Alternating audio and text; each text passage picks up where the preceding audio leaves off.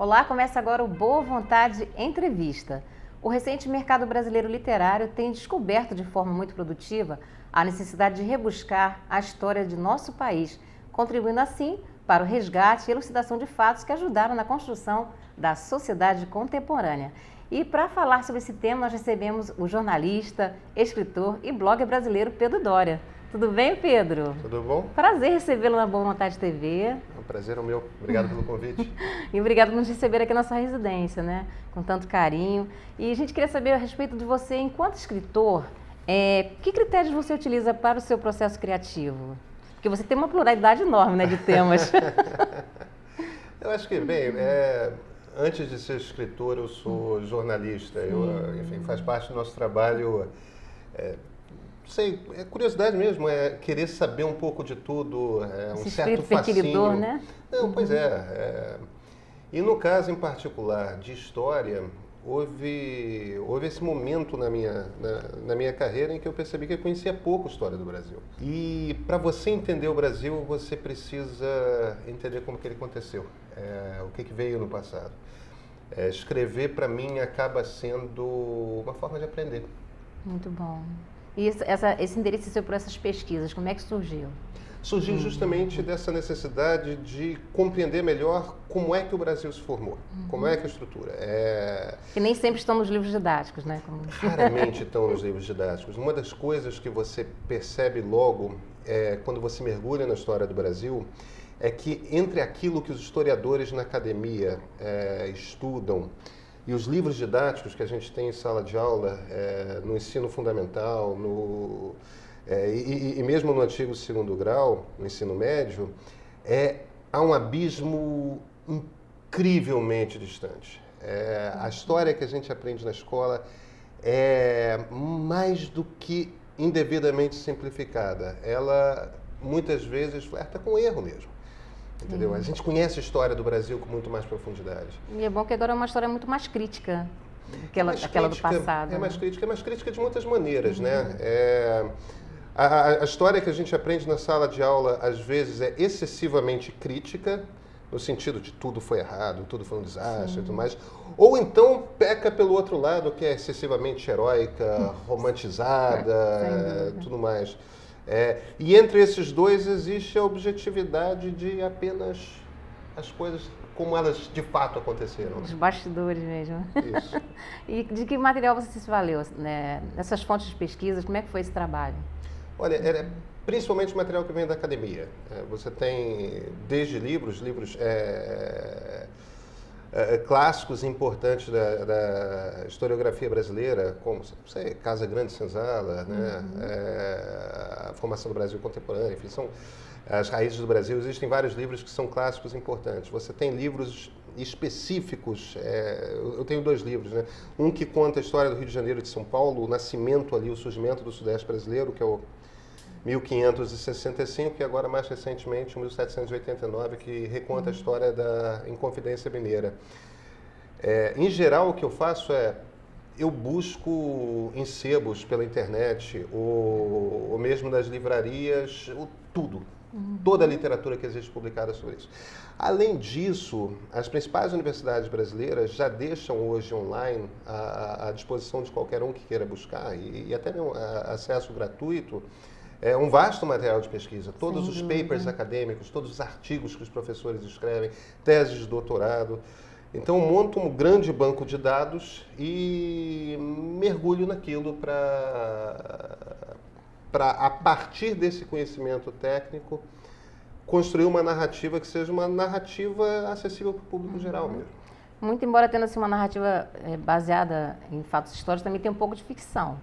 Não tem nada de ficção. Ou puramente história? Não, o trabalho é rigorosamente jornalístico, no sentido de que não há absolutamente nada, entre aspas, num dos meus livros que não tenha sido, de fato, dito por alguém e assim registrado por testemunhos. Acontecido mesmo. Tudo é 100% histórico, factual. E esse interesse pela história do Brasil também passou pela Europa Iluminista até chegar à Inconfidência Mineira. No caso da Inconfidência, sim. É impossível você contar... Houve um movimento em finais do século XVIII de várias revoluções liberais no mundo. As duas mais importantes são, primeiro, a Revolução Americana, que é o momento que os Estados Unidos conseguem a independência do Império Britânico na época, e mais ou menos 2 décadas depois, a Revolução Francesa, que termina com a monarquia na França e instaura a Primeira República.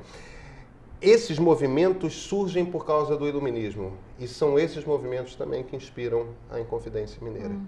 Inclusive, essas bases da Carta Americana, né, da Constituição Americana, elas serviram de base para que esses inconfidentes tivessem uma noção do que seria um novo Brasil?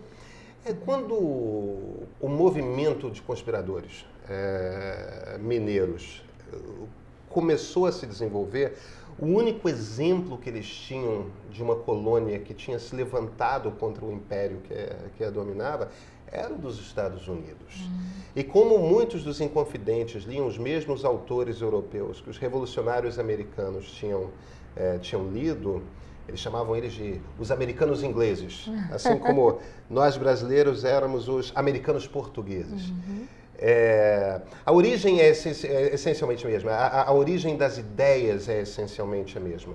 E o que eles conseguiam ter nos Estados Unidos era o exemplo. Olha, esses caras, essas pessoas fizeram de fato uma revolução que deu certo.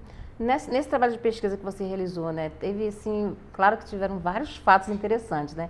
Mas haveria alguns que você gostaria de destacar, que foram notáveis? Até o próprio mártir da Inconfidência, né? Olha, eu descobri eu acho que a curiosidade da maior parte das pessoas acaba se voltando para o Tiradentes.